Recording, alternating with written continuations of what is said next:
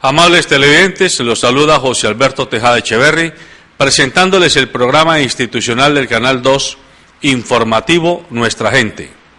Hoy estoy acompañado en el estudio por el señor Carlos Arturo Oviedo, panelista frecuente en nuestro programa. Él es especialista en temas ambientales y militante del Partido Conservador en nuestra región. Buenos días, Carlos Arturo Oviedo. Buenos días, José Alberto, un saludo muy especial a todos los televidentes y pues siempre es un placer estar aquí compartiendo con ustedes esta mañana. Y nos va a acompañar también el periodista Vladimir Sánchez Espitia, acaba de llegar al estudio, ya se instalará. Él es documentalista que viene trabajando desde hace varios años en temas relacionados con la realidad política, social y ambiental del país, especialmente en las zonas más marginadas, más retiradas de Colombia, en La Guajira, en Amazonía, en el Putumayo, en los llanos orientales, en Sumapaz, en muchas zonas más del país.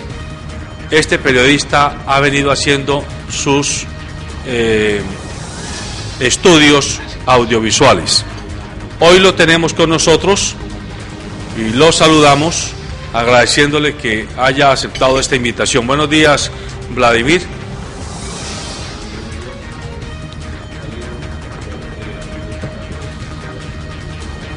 Muy bien, entremos entonces en materia. Hoy el tema que quiero trabajar tiene que ver con lo que ocurrió la semana pasada en el Cauca y con lo que ayer manifestaron las dos delegaciones del gobierno y de las FARC en relación con el tema de el asesinato de 11 militares, 11 soldados en la vereda La Esperanza de Buenos Aires, norte del Cauca, y lo que esto ha significado para el proceso de negociación entre el gobierno y las FARC. Este va a ser el tema en torno al cual quiero que gire el programa, aprovechando, insisto, la presencia en Cali de Vladimir, quien, ya dije, es documentalista sobre este tipo de problemática. Pero quiero que me permitan introducir el tema con apartes del artículo de opinión que la psicóloga Gloria Hurtado, en el periódico El País, ha escrito en el día de hoy y que titula ¿Qué tan guerrillero es? Permítanme leerles dos apartes. La sorpresa más grande de los últimos días es comprobar que el número de guerrilleros que tiene Colombia es muchísimo más grande de lo que se pensaba. El número de hombres y mujeres que por diversas razones sueñan con venganza, retaliación, destruir y hasta matar son muchísimos más de los que a primera vista aparecen. Dados los acontecimientos lamentables de los últimos días, el número de terroristas de corazón se multiplica a pasos agigantados, hasta el punto de perder los límites de la cordura. Va un ejemplo espeluznante. La televisión, tan dada a la pornomiseria, no se ha atrevido a publicar ciertos videos de los militares asesinados, pero los terroristas de corazón, vestidos con piel de pacifistas, no han tenido ninguna clase de pudor en verlos, repetirlos, retuitearlos hasta la saciedad para probar la maldad de la guerrilla. No ha importado el dolor de las familias, el respeto por el cadáver, nada. El espectáculo de la sangre y de la barbarie tiene público entre los guerrilleros de corazón, con tal de salirse con la suya y probar lo malo que son los malos. Se parecen a aquellos que censuran la pornografía, pero que necesitan mirarla analíticamente para entender la dimensión de su efecto. Más doble moral, imposible. Ni qué decir de la foto mentirosa del soldado llorando como si fuera un colombiano, cuando es la foto de un soldado norteamericano. ¿A qué individuo se le podría ocurrir difundir por Twitter esa mentira para probar su teoría del supuesto abandono del Estado al ejército? Haga el esfuerzo de imaginarlo y de pronto acierta. Vladimir, quiero saludarlo pidiéndole que nos haga su primera manifestación frente al significado que tiene lo que ha pasado en la última semana entre el gobierno y las guerrillas de las FARC.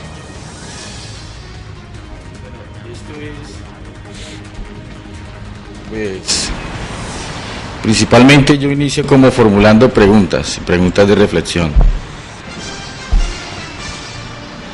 Los medios de comunicación lo llama asesinatos, y cuando muere un guerrillero lo llaman bajas. ¿Cuál es la diferencia entre asesinato y una baja? Otra pregunta que me formulo: toda la fuerza mediática del país se indigna de esas muertes, de esas pérdidas, que es lamentable y doloroso. Y lo siento fuerte porque yo fui militar. Pero cuando el ejército asesina a 10, 15 campesinos, cuando tiene más de 7.000 falsos positivos encima, ¿dónde ha estado toda esa fuerza mediática? ¿Dónde está la indignación del país? Casos en falsos positivos donde han asesinado niños, niñas. Ahora, este hecho sucedió en el Cauca. Otra pregunta: este año el ejército ha asesinado creo que 3 o 5 indígenas en las manifestaciones, en las protestas. ¿Dónde está ese poder mediático? Son preguntas que pongo a reflexión. Ahora, yo estoy enterado, como periodista y como militar que lo fui, que en el ejército la mayoría de las pérdidas humanas son por accidentes o mueren en el mismo entrenamiento. Se le explotó la estufa, se le estalló una granada, le disparó. Tanto eran las pérdidas humanas dentro de las fuerzas militares que deciden ponerle un cartucho de plástico al fusil y le llaman el cartucho por la vida. Si ustedes observan los fusiles, todos los militares tienen un cartucho porque entre ellos mismos se mataban accidentalmente. Vuelvo y repito la pregunta: ¿cuál es la diferencia entre baja y asesinato? Ahora, si hubiera sido al contrario, murieron 10, 15, 20 guerrilleros, son colombianos, y el ejército también son colombianos. La guerrilla, ellos también tienen padres, tienen hijos, tienen familia, igual que el ejército. Nos debería doler igual. Ahora, si el ejército, la guerrilla es terrorista, secuestra, mata, extorsiona. Si revisamos las estadísticas dentro de las fuerzas militares, fuera de los 7.000 falsos positivos que está investigando la Fiscalía, que ya es un hecho, toda la relación que ha tenido el ejército con el narcotráfico, con los grupos ilegales al margen de la ley, si hacemos una investigación, y de hecho está la investigación, de todas la delincuencia organizada en Colombia, la mayoría de los jefes de estas bandas son exmilitares o expolicías. Una de las bandas criminales más reconocidas de esta región, todos sabemos que la mayoría son exmilitares. Entonces, pongo eso sobre la mesa. Bien. Carlos Arturo, escucha usted la reflexión que introduce Vladimir con la pregunta de centro: ¿cuál es la diferencia entre dar de baja y asesinar? Depende del estado o del lado del que se esté para determinar ese adjetivo calificativo o para aceptar que unos son asesinados y otros no. Usted no es precisamente una persona a la que se le pueda señalar de ser proclive a la guerrilla, o proclive a la izquierda, o proclive a movimientos sociales contestatarios. Ha estado siempre muy vinculado al Partido Conservador y ha estado, yo me atrevería a decir, como en la dirigencia municipal y regional del partido, Quiero oír su opinión frente a esto que ha pasado y a lo que dice Vladimir. Bueno, José Alberto, lo primero que hay que decir es que efectivamente aquí hay una guerra, y cuando hay una guerra, así sea no declarada, así sea una guerra de tipo irregular, o si se quiere, pues existen, digamos, dinámicas en donde el poder también se ejerce. Y seguramente que los términos que estamos mencionando son términos que en términos de la lógica de la guerra se entienden así de esa manera. No estoy diciendo que, o no estoy ni más faltaba pretendiendo, significando que es que unos son buenos y otros malos. Finalmente yo creo que la razón por la cual estamos hoy discutiendo el tema de la paz es precisamente por eso, porque existen circunstancias en donde hay una serie de muertes que de alguna manera están asociados a esa situación y a esa dinámica de la guerra. Y efectivamente, yo siempre lo he dicho aquí y me sumo a la posición que en algún momento planteó el doctor Augusto Ramírez Ocampo, que fue uno de los grandes consultores que hizo parte siempre de la Mesa Nacional de Reconciliación, y él planteaba que primero había que involucrar a los militares en la dinámica de la negociación, porque los militares hacen parte activa y son quienes pueden terminarse viendo afectados cuando el proceso de paz salga adelante, por circunstancias que además hemos dicho de manera muy concreta y muy clara. La primera es que hay unos paradigmas sobre el tema de la guerra o de la paz, mejor, en el sentido de que si la paz se firma, se van a disminuir las fuerzas militares, es decir, que para qué tener un ejército tan grande cuando el país se encuentre en paz. Ese es el primer elemento, digamos, que tiene que quedar claro. El segundo es que efectivamente dentro de las fuerzas militares hay una especie de hay una carrera. Los militares desarrollan una carrera, permanecen en el ejército durante 30, 40, 50 años, muchos de ellos, y esa, digamos, honor militar que deben tener los estados para defenderse de quienes los afecten, pues obviamente es el que en este momento está viendo, digamos, inmensamente afectado. Yo diría más bien que la reflexión también está orientada, en razón a lo que pasó pues en el Cauca, a que los militares no pueden dar papaya. Ayer tenía una discusión con una persona que aprecio mucho, y me decía que es que el presidente Santos le dio la orden a los militares que no atacaran a la guerrilla. Pero es que el tema es que los militares tienen que entender de que están en una guerra, tienen que entender que están armados, y tienen que entender de que se metieron a un sitio en donde están generando dinámicas donde están generando disminución del movimiento de cocaína y del movimiento, porque eso es un paso obligado de cualquier grupo hacia el Pacífico y del Pacífico hacia acá. Digamos que esos son los elementos que es importante tener en cuenta sobre eso.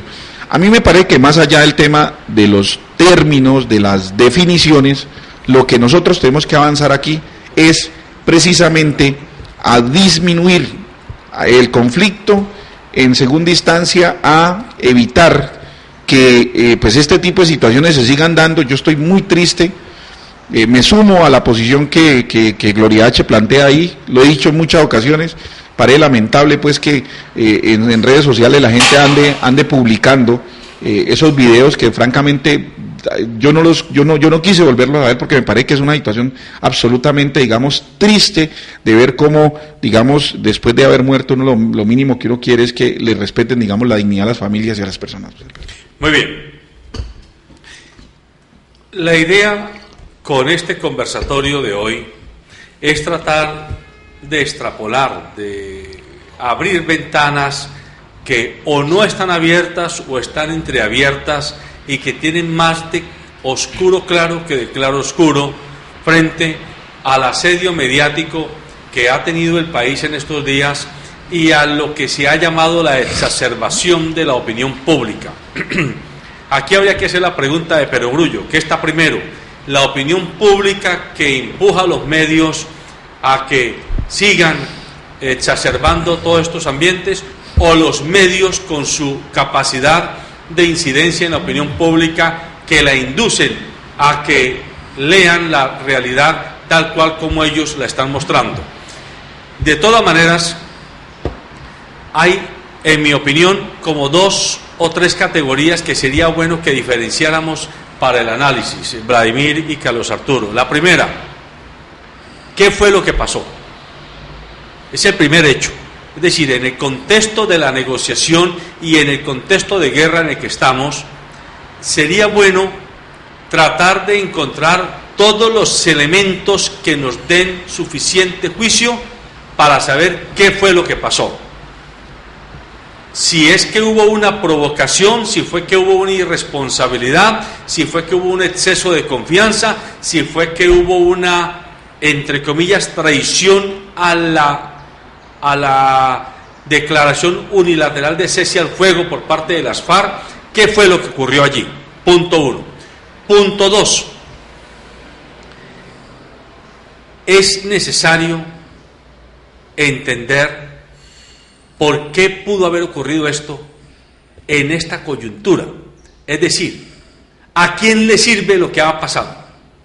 ¿Quién se beneficia de esta exacerbación de los ánimos que el país está viviendo y que ayer inclusive llevó a que el presidente Juan Manuel Santos fuera por segunda vez abucheado en Medellín, en una asamblea de empresarios, con esas cosas que hacían en el Mundial de Sudáfrica, esas trompetas, bubucelas, gentes del común lo abucheaban y no lo dejaban hablar. Esa exacerbación de los ánimos, ¿a quién beneficia? Porque siempre hay que preguntar lo que pasa, ¿a quién le sirve? Y tercero, ¿qué sigue? ¿Qué debe seguir? ¿Cuál debe ser la apuesta del país político y del país ciudadano que somos usted y yo? ¿A qué jugamos? Esas son las tres categorías que propongo que ustedes traten de diseccionar, si se me permite la palabra, para que la gente pueda entenderlos. Sí, lo que usted propone, desde la perspectiva del periodismo, se le llama el análisis crítico del discurso. Es decir, que tenga todas las miradas. Saber en realidad lo que pasó, tocaría ir a la zona y hacer la investigación de campo. Pero es una pregunta que es sencilla de responder. Santos lo dijo muy claro: nos vamos a sentar a dialogar con las FARC, pero no vamos a dejar de perseguirlos, y los vamos a perseguir y los vamos a atacar y los vamos a bombardear. Siempre ha insistido. Ahora, el diálogo en medio del conflicto. Correcto. Si lo están persiguiendo, si a usted lo están persiguiendo para matarlo, ¿tiene derecho a defenderse? O por instinto, no más observe un animal, por instinto, se van a defender. Y existen en la guerra los ataques preventivos. Lo estoy hablando ahora desde lo militar. Pero ahora que dices lo militar, también tienes que agregarle algo a la discusión, pues, frente a lo que planteamos. Y es que ellos decidieron hacer una tregua unilateral, que es quizá el mayor golpe frente al ataque que desarrolla.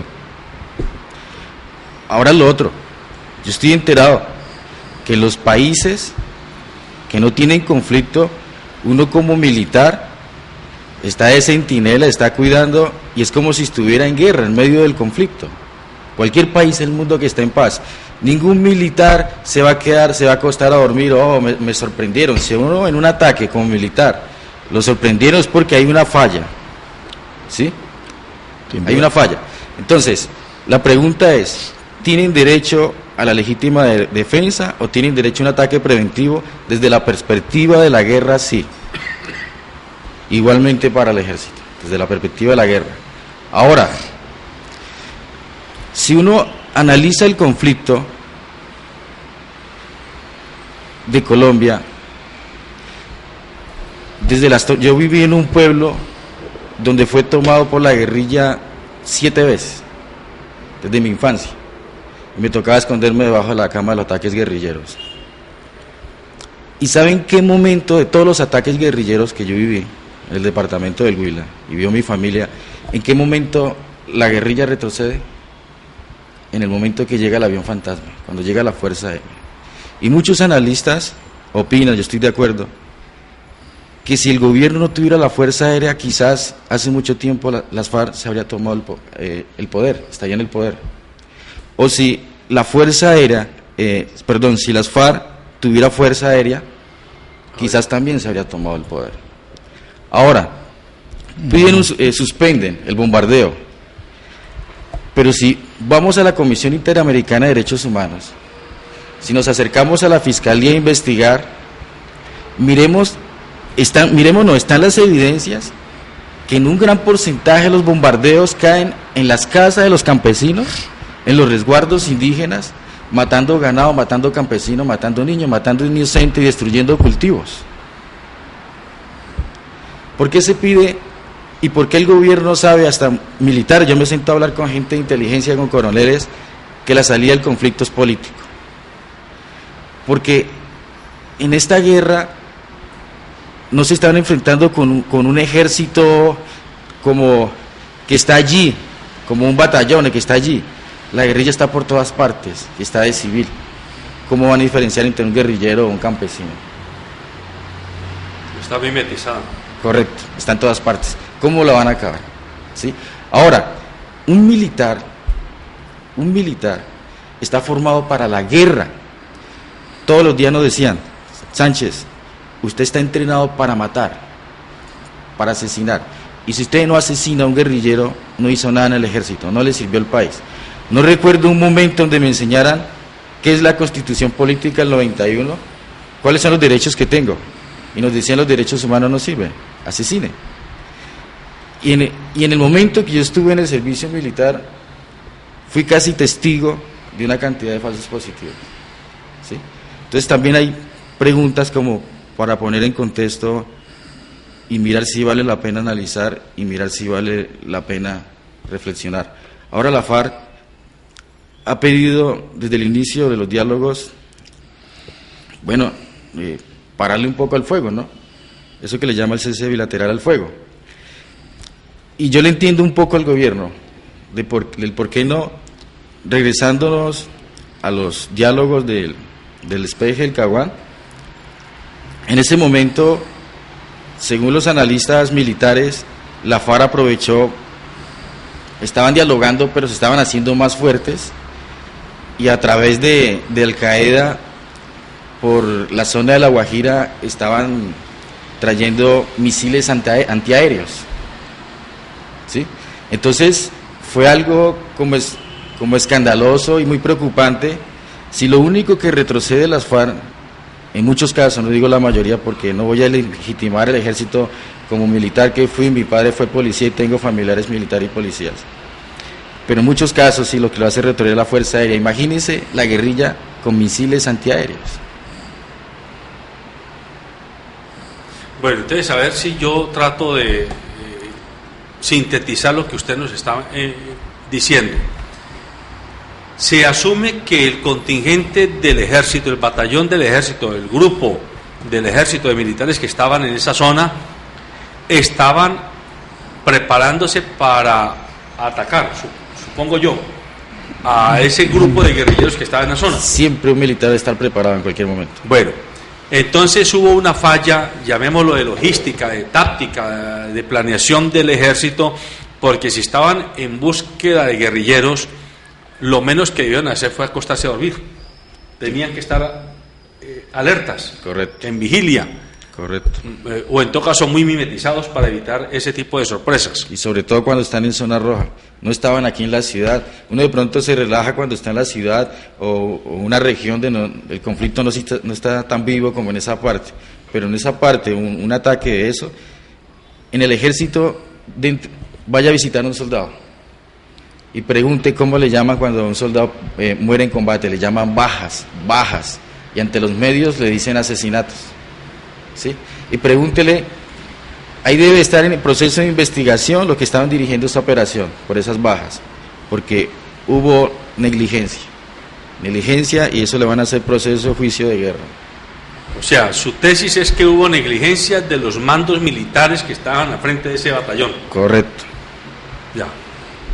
No, el tema es un tema de error militar, eso sí, pues sin duda, pues, es decir, la táctica militar establece que usted lo primero que tiene que llegar a hacer es reconocer el terreno. Usted reconoce el terreno. Ese es el otro problema, que ellos están metidos en una zona en donde hay tráfico de cocaína, tráfico de marihuana, hay paso por allí, una cantidad de cosas, es más, hay información, pero yo quiero que los televidentes no me vayan a mí a poner en la dinámica, pues de que estoy justificando lo otro. No se preocupe, es absolutamente claro, José Alberto, mire, no, José Alberto, es que el problema es que muchas veces cuando uno trata de encontrarse y de reflexionar frente a lo que está sucediendo en las fuerzas militares, la gente trata de ponerlo a uno al otro lado, y así no es, o sea, la discusión no es esa. Yo tengo también una historia de las muchas historias que le cuentan a uno, y de las muchas historias que le cuentan a uno, muchos de los muchachos que llegan a prestar servicio militar son jóvenes que, porque son bachilleres, creen que no tienen responsabilidad frente a la guerra, y muchos de ellos han tenido enfrentamiento y han tenido lo que llaman los famosos hostigamientos, y de alguna manera a esos muchachos se les dice que como ellos son bachilleres, entonces ellos no los va a atacar la guerrilla. ¿Quién dijo eso? Si están armados, tienen uniforme militar y en cualquier momento se pueden defender. ¿Pero usted dice eso porque en el grupo de militares habían bachilleres? No, de ninguna manera. Lo que estoy diciendo además con mayores veras, pues con mayor criterio, es que el asunto es que esos muchachos eran todos soldados profesionales, eran muchachos que estaban formados para el tema. ¿Dónde está el tema? Primero, tuvieron que haber llegado y haber reconocido el territorio. Segundo, debieron haber hecho contrainteligencia. Es que esa brigada es la brigada con mayor experiencia en temas de control del territorio, de contraguerrilla y de narcotráfico. Es que el dolor que nos causa el hecho de que se hayan dejado, digamos, asesinar de la manera como se hicieron, es porque hubo una falla pero absolutamente alta. ¿Cómo se van a ir a ubicar en una zona donde hay campesinado? Y hubo campesinos que inclusive le dijeron, en época anterior le dijeron, señores, por favor muévanse de aquí, que aquí hay mucha guerrilla. Yo voy a hacer una pregunta que puede sonar perversa, pero la tengo que hacer. ¿Ha pasado por la mente de ustedes la hipótesis de que las fallas militares hayan sido intencionadas para provocar esta hecatombe en el proceso de negociación? Si revisamos la historia del conflicto en Colombia, cuando los diálogos con el paramilitarismo, las grandes masacres como en el Casanare, en la zona de Mapiripán, donde se asesinaron una cantidad de gente en un pueblo, a los 5 años, 8 años, la Comisión Interamericana de Derechos Humanos lo condenó, se logra demostrar que fueron las fuerzas militares. Y en muchos casos en asesinato de campesinos que lo ha realizado entre las fuerzas militares y el paramilitarismo, culpando a la guerrilla, se logró demostrar que fue la misma fuerza militar. En este caso, un avión de la Fuerza Aérea transportó todo un pelotón de paramilitarismo, aterrizan en el batallón de esta zona del Casanare y se desplazan para cometer esta masacre. Entonces, ese es un caso que también nos puede poner a reflexionar. Ahora mire quiénes son ahora miremos y entendamos los medios desde fondo, los medios de comunicación en Colombia. ¿Quién los opera? ¿Quién los pauta? Los que mayor pautan los medios de comunicación masivos en Colombia es el gobierno y las empresas transnacionales.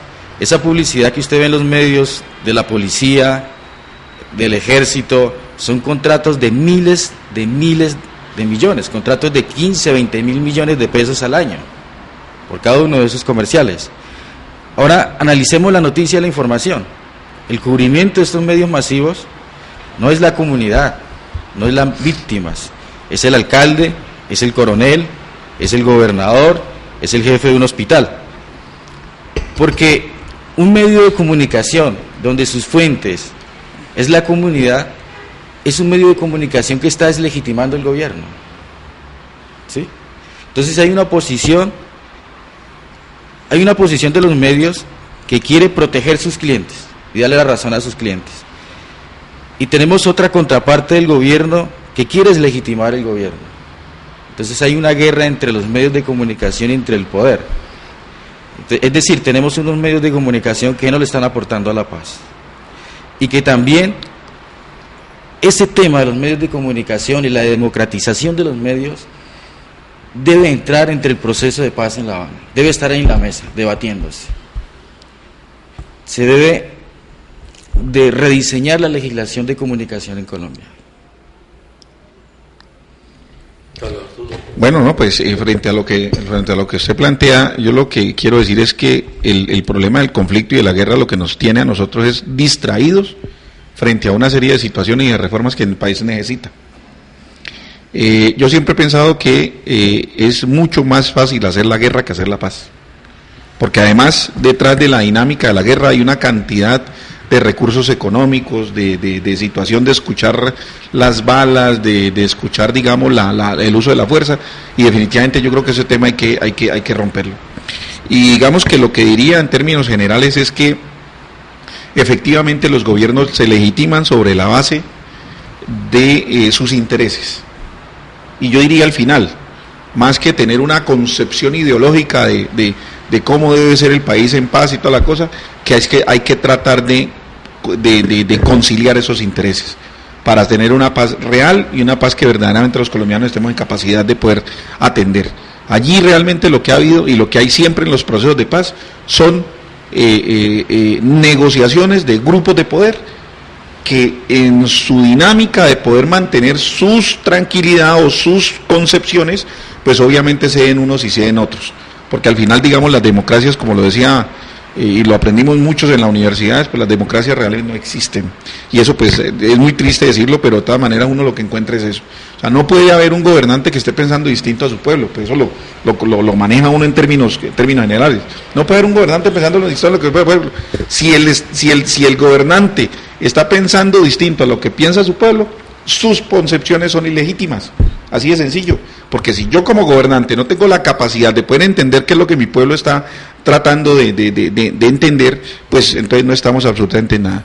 Y segundo, el tema de las redes sociales y el tema de los medios de comunicación, pero más las redes sociales sobre todo, porque al fin y al cabo las redes sociales hoy no están digamos reglamentadas, y muy seguramente que si en los medios de comunicación llegan a sacar el video ese de los militares completamente destrozados, pues obviamente el rechazo va a ser absoluto, porque va a ser un medio de comunicación el que se va a encargar de mostrarlo como tal. Pues obviamente también ha contribuido a que, digamos, se alimente el odio a quienes o a quien cree que es el que está causando que esos muchachos se hayan muerto la semana pasada en el Cauca, señor.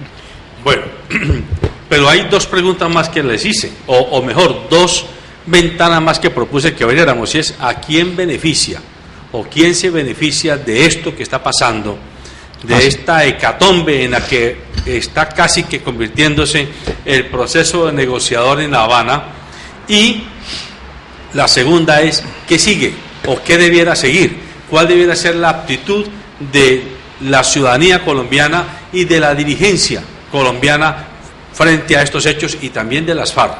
Pero déjenme leer otro aparte del artículo de opinión de Gloria H., que hace reflexión de si hay más guerrilleros, y somos todos, o si solamente son guerrilleros los que están allá en el monte, o si es que en el corazón de nosotros también se incuba un guerrillero. Si usted quiere saber si ya entró a las filas de los guerrilleros de corazón, fiel copia de los guerrilleros originales, solo basta comprobar sus actuaciones. ¿Cuántos tuits ha promulgado para incendiar el ambiente? ¿Cuántas veces ha visto los videos macabros? ¿Qué tanto es su anhelo de que esos hijuetantas guerrilleros cambien, modifiquen sus emociones malsanas? Pero usted sí tiene derecho a toda su rabia y agresión hacia lo que sea. Tiene derecho, como el gran colombiano, a distorsionar la realidad y construir una falsedad para salirse con la suya. La guerrilla física está en las montañas, pero la moral anida en el corazón de muchísimos compatriotas, y es allí donde pareciera que el proceso de paz ni siquiera ha comenzado.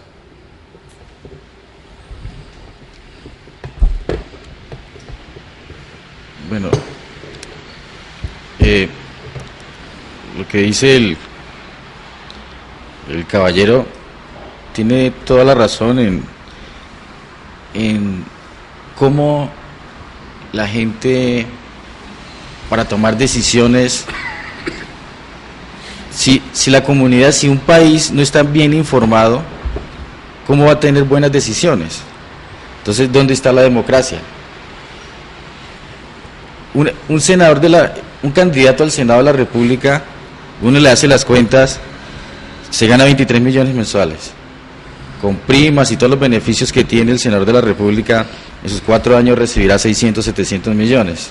La pregunta, entonces, ¿por qué se tiene que gastar 45.000 millones de pesos en una campaña? 30.000, 15.000 millones de pesos en una campaña. ¿Dónde rayos va a sacar y va a recuperar ese dinero? ¿Sí? Pensando en quiénes se benefician de la guerra. Van a bombardear. ¿Cuánto vale cada bomba? ¿Quiénes son los contratistas? ¿De dónde viene toda esa munición? ¿De Israel? ¿De Norteamérica? ¿Y quiénes son los encargados de esos contratos? ¿Quiénes son los contratistas de toneladas de alimento de las fuerzas militares, del armamento? ¿Quiénes son los contratistas de Indumil? ¿Quiénes son los contratistas de entregarle las toallas a las fuerzas militares? Las botas. Las botas, la munición.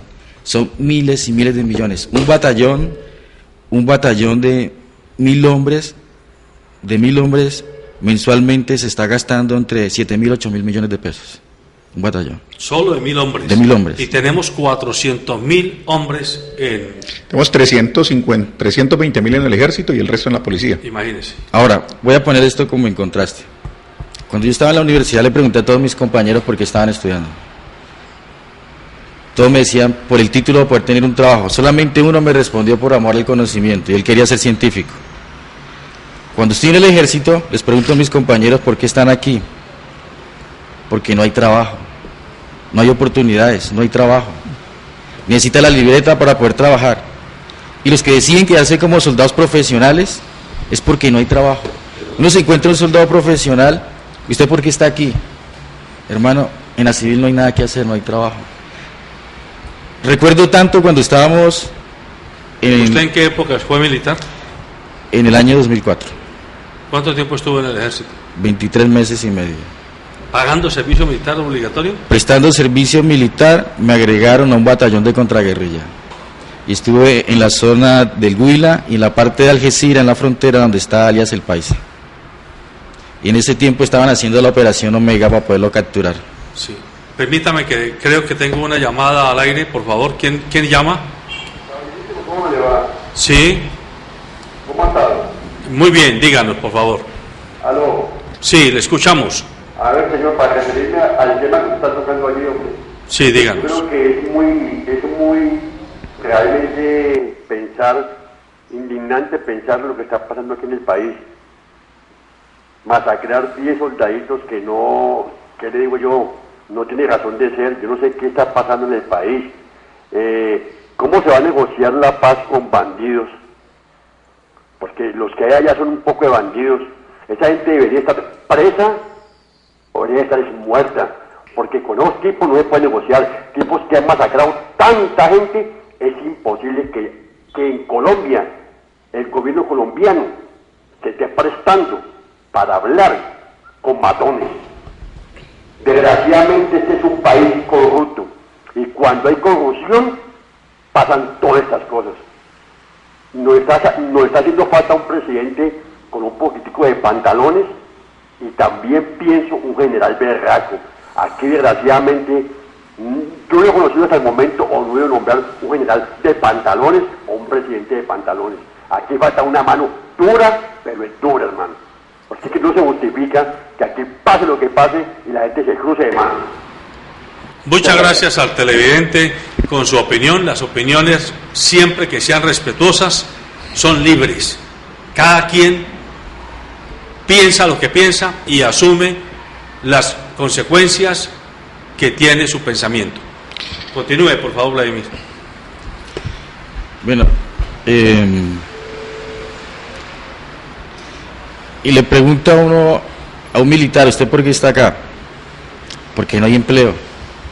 Es triste que uno entre a la universidad y si no tiene la libreta militar no se puede graduar. No se puede graduar. Gracias ahorita a los diálogos de paz y la gestión de senadores, pues ya omitieron, le quitaron eso, pero yo veía gente, jóvenes llorando, mamás llorando, que no tenían los 400 millones de pesos para pagar a la libreta militar para que su hijo se pudiera graduar. Entonces uno mira que no es tanto que tengamos en las fuerzas militares héroes de la patria. Yo creo que las fuerzas militares están llenos de jóvenes sin oportunidades. Pero agrego algo más frente al tema y un poco comentándole al oyente. Sí, a todos nos ha dolido mucho, José Alberto, la muerte de los soldados. Pero como lo hemos dicho aquí, estamos en guerra y eso no lo hemos podido entender. Y precisamente por lo que usted dice, Vladimir, es que nosotros no podemos aceptar que la paz sea un desmonte o acabar o disminuir nuestra fuerza pública, porque efectivamente el Estado tiene una responsabilidad, y así sea que esos muchachos están yendo allá porque no hay empleo, pues obviamente allí hay un mecanismo también para generar algunos ingresos y en el fondo también generar alguna mística, porque si usted pregunta también a la policía, usted encuentra que una gran cantidad de muchachos que están en la policía se han ido para la policía porque tampoco han podido conseguir empleo. Entonces, eso es un tema que hay que tratar de valorarlo, que hay que tratar de tenerlo en cuenta. Permítame, que creo que tengo otro televidente en la línea. ¿Quién nos llama? ¿Aló? Sí, por favor. Andrés. Sí. Díganos, Andrés. Si el proceso lo pararon con un general, ahora con 10 soldados, ¿cómo van a hacer? ¿Siguen o van a seguir el proceso? Proceso de paz. Usted está preguntándose si va a seguir el proceso o si se va a parar. Acuerda que tuvieron un general y pararon el proceso para que lo liberaran. Ahora con 10 soldados muertos, ¿qué opina si sigue el proceso o no sigue? Correcto. Es clara su pregunta, don Andrés. Continuemos. ¿Para responderle? No, usted venía haciendo su planteamiento. Él está haciendo una pregunta que seguramente muchos colombianos se están haciendo. Bueno, cuando el general Alzate fue tomado por la guerrilla, el proceso se paró, pues se interrumpió por lo menos una semana, 2 semanas, lo suspendió Juan Manuel Santos. Ahora que hay 11 militares muertos, está diciendo el televidente, ¿por qué el gobierno no ha suspendido el proceso? Sí. Bueno, la publicidad del Ministerio de Defensa, los héroes de la patria. ¿Cuánto le pagan a los héroes de la patria? ¿Cómo tratan a los héroes de la patria? No hay oportunidades, esa es la única fuente de empleo. Recuerdo tanto que el coronel me esperó en la salida del batallón y me dijo, yo sé que usted va a regresar porque en la civil no hay empleo. Allá mismo le lavan el cerebro y lo forman que tiene que quedarse ahí. Ahora reflexionemos, todos esos muchachos que salen de las fuerzas militares, ¿salen a hacer qué y pensando en qué? Buscar trabajo como guardia de seguridad, buscar trabajo como escolta y en última instancia formar grupos de bandas criminales, porque ¿qué fue lo que aprendieron? A manejar explosivos, a disparar, operaciones tácticas, contrainteligencia. Eso es lo que uno sale formado en año y medio, 2 años de su servicio militar y mucho más formado si le tocó al lado de gente de experiencia o de fuerzas especiales. La gente cree que los diálogos es la paz, ¿sí? Si revisamos los conflictos en Medio Oriente y los conflictos del mundo y todos los procesos de paz, la mayoría de las veces el posconflicto ha dejado más víctimas que el mismo conflicto. Es decir, la paz la vamos a disfrutar en unos 40 o 50 años. Ahora, si no existen diálogos y que continúe la guerra, entonces, 1 siglo, 2 siglos más de guerra. La gente dice, siempre, voy a tomar desde la mayoría de la opinión, la que he escuchado, es que un presidente de mano fuerte estuvo 8 años en el poder. ¿Dónde está el bienestar? ¿Dónde está el beneficio? Entonces uno le escucha muchas veces a un pobre campesino, no, es que podemos viajar por las carreteras seguro. Usted va a Santa Marta, usted va a Barranquilla, no. ¿Te has salido de su ciudad? No. ¿Quiénes son los que pueden viajar por todo el país? La mayoría son los ricos, ¿sí? Entonces, me pregunto, entonces, esa seguridad que brindó ese presidente de mano dura durante esos 8 años, era para la gente que tenía el capital y poderse mover por todo el país. Les pregunto en estos minutos que nos van quedando del programa, ¿existe la posibilidad de que lo que ocurrió en el Cauca haya sido una disidencia de las FARC mandándole un mensaje a Bolívar para que lo escuche Santander? Es decir, Pablo Catatumbo es uno de los jefes negociadores en La Habana y es el hombre que históricamente ha controlado esa zona del norte del Cauca y el sur del Valle.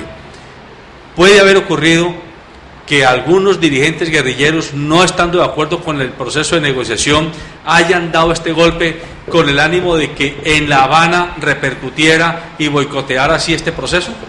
Les pregunto a los dos. José Alberto, yo lo primero que quiero decir es algo que se quedó en el tintero frente a lo que estábamos preguntando y lo que planteaba el televidente que nos llamó, es que el proceso de paz debe continuar. ¿Qué otra solución hay? ¿Seguir otros 50 años desangrándonos? ¿Seguir otros 50 años matándonos? Además, miren, nosotros no podemos perder de vista que estamos absolutamente tristes por la muerte de esos 10 militares por un ataque cobarde, aleve, como quiera que haya sido, pues eso nos ha causado pues mucho dolor y mucha rabia. Pero anoche en Cali hubo 5 muertos y antenoche hubo 7 muertos. Y si usted suma los muertos que han habido por una violencia fratricida generada dentro de las ciudades, los muertos son infinitamente superiores a los que están sucediendo. No es que esté diciendo que es que el uno es bueno y el otro malo, no. Lo que estoy diciendo es que aquí está muriendo gente todos los días y está muriendo gente por situaciones de conflictos y de guerras que de alguna manera pueden terminar migrando a las ciudades y generando una mayor cantidad de problemas. Entonces el proceso de paz hay que terminarlo, porque además a mí me parece que el proceso de paz se ha convertido en un pretexto para una serie de situaciones que se han dado, y por eso quiero dejar nuevamente mi posición frente al tema. Las fuerzas militares se tienen que mantener en la misma proporción en la que hoy están, y esas fuerzas militares deben ser entrenadas, profesionalizadas. O entonces, ¿qué pasa con los ejércitos en tiempos de paz, José Alberto? Y la otra situación, digamos, que me recuerdas que era lo que me dice... La hipótesis de que haya un boicot. Bueno, no, sin duda, es que mire, a mi juicio, muchos de los militares que han estado cayendo, de los guerrilleros que han estado cayendo en los últimos tiempos, han sido, a mi juicio, chivateados por la misma gente de La Habana. O sea, para mí, quienes están en este momento en contra del proceso de paz, de quienes están en La Habana, están siendo, digamos, señalados por los mismos jefes de La Habana. Y nada de raro tiene, efectivamente, José Alberto, que eso haya pasado, y que en razón a esa situación hayan tomado esta decisión, porque es que no se explica de otra manera pues una decisión de esta naturaleza. ¿Usted qué piensa de esa hipótesis, Vladimir? ¿Me la repite, por favor? La de que haya habido un boicoteo interno en las FARC, que haya provocado este hecho. Sí, es posible. Así como dentro del gobierno hay militares de alto rango que no están de acuerdo y oposición radical a no la paz. También dentro de las FARC hay comandantes que están radicalmente. En las negociaciones de los paramilitarismo, la movilización, también habían comandantes que no estaban de acuerdo. Y existen oposiciones. Bueno, si ustedes dos los llamaran hoy de la mesa negociadora que hay para preguntarles ¿qué hacemos? ¿Paramos este proceso? ¿Continuamos con el proceso? Si continuamos, ¿con qué condicionantes lo seguimos? ¿Le vamos a poner plazos definitivos a esta negociación? ¿Le vamos a advertir a las FARC que si hay un nuevo atentado guerrillero, inmediatamente se para y se aborta el proceso? Si fuera esa la realidad, que se aborte el proceso, ¿significará que entonces volvemos a armarnos todos y a darnos bala venteada? Yo creo que los diálogos deben de continuar y la opinión pública debe informarse sobre el origen del conflicto, y ahí tiene mucha responsabilidad los medios de comunicación.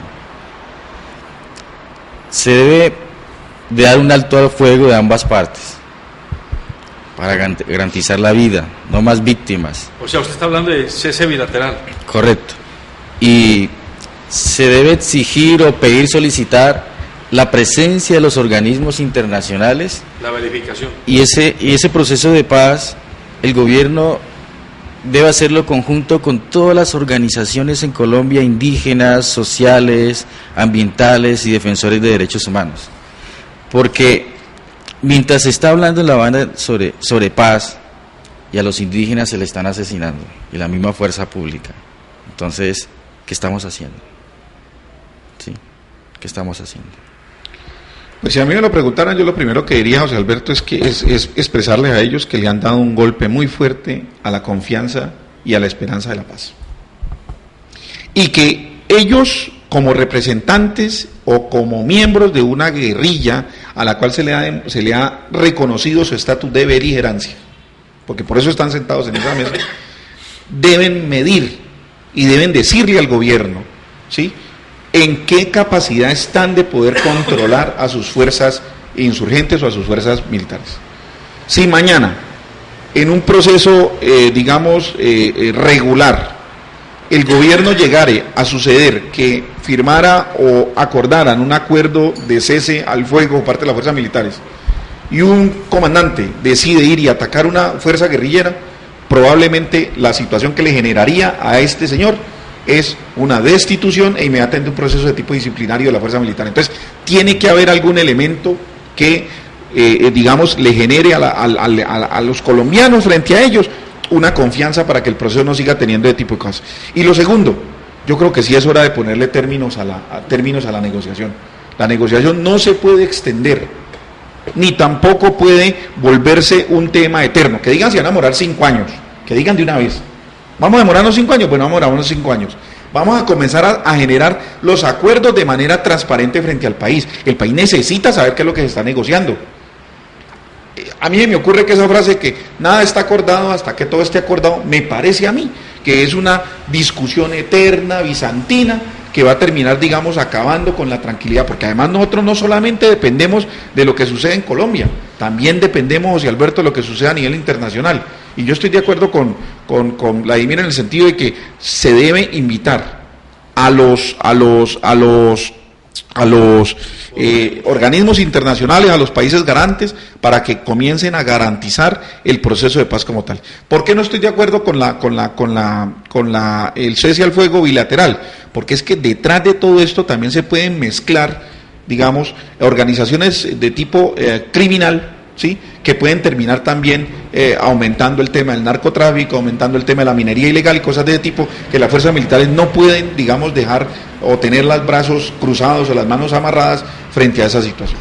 Amables televidentes, el tiempo se nos acabó. Lamentablemente ya se nos agotó y tenemos que parar este conversatorio interesante con el periodista Vladimir Sánchez Espitia y con el señor Carlos Arturo Oviedo, quien es, ya dije, militante activo del Partido Conservador en el Valle del Cauca. A manera de cierre, insistirles a ustedes en que no podemos tampoco los ciudadanos de a pie quedarnos cómodamente instalados en aquello de que, pues es que lo dicen los medios de comunicación y si lo dicen eso es así. No. La primera obligación que tiene un ciudadano en una sociedad y en una democracia activa es no tragar entero, es masticar bien y digerir bien lo que está recibiendo de parte de las distintas fuentes de información. Hay que preguntarse, y yo insisto mucho en este punto, hay que preguntarse maliciosamente, ¿quién se beneficia con este tipo de estropicio? ¿A quién es que le rinde tributo este tipo de estropicio? No será a Juan Manuel Santos, el presidente que está buscando ansiosamente el proceso de negociación exitoso con las FARC. No será a los señorones que están de las FARC allá en La Habana hablando desde su posición negociadora en traje de civil.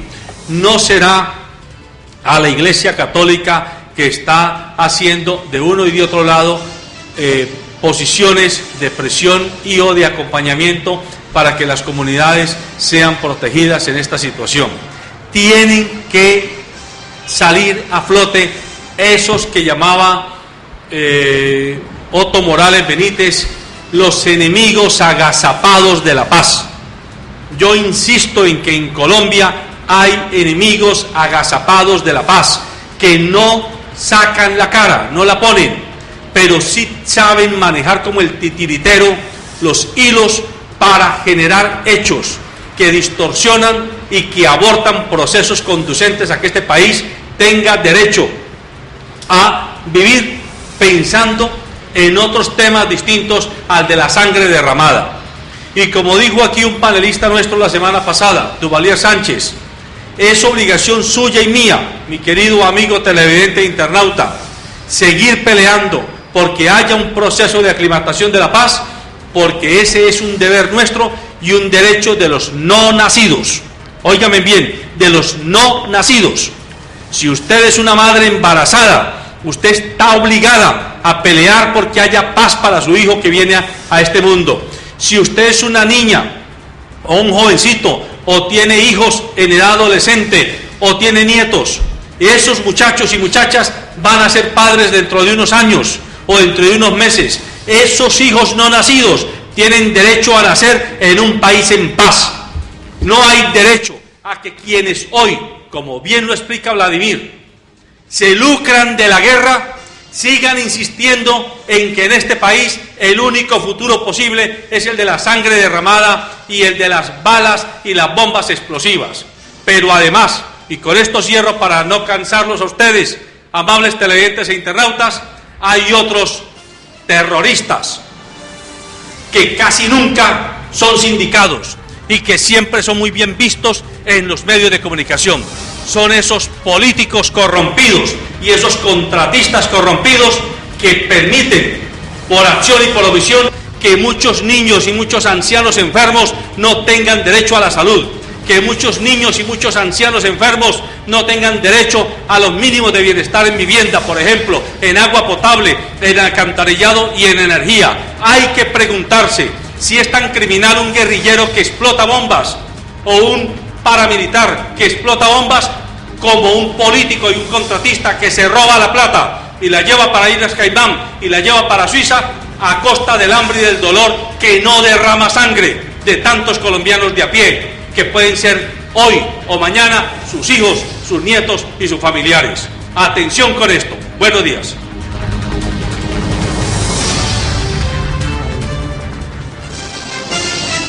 Muy bien.